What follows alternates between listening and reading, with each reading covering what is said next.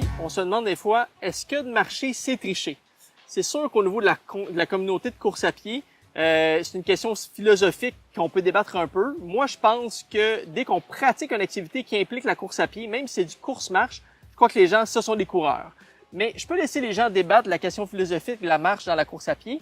Par contre, une chose qui est sûre, c'est qu'au niveau de notre effort cardiovasculaire, au niveau de notre métabolisme, même si on fait du course-marche, l'effort peut être aussi grand.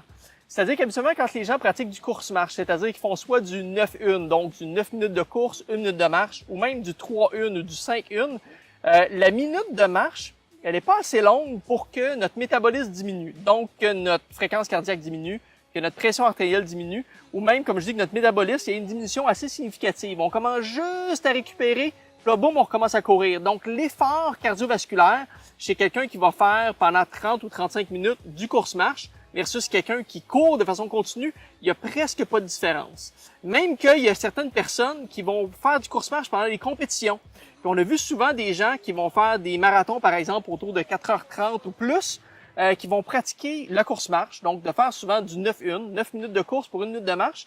Ces gens-là, ça va leur permettre souvent même d'avoir leur meilleure performance en faisant ça, plutôt qu'en courant de façon continue. Pourquoi? Parce que cette minute de marche-là, elle ne nous donne pas beaucoup de temps de récupérer au niveau cardiovasculaire, mais au niveau de notre système musculo-squelettique, au niveau de nos tendons, de nos muscles et tout ça, ça diminue beaucoup le stress mécanique. Ça nous permet de récupérer un petit peu. Ça fait que vers la fin de notre marathon, on va moins perdre de vitesse et les gens vont avoir tendance à moins frapper le mur.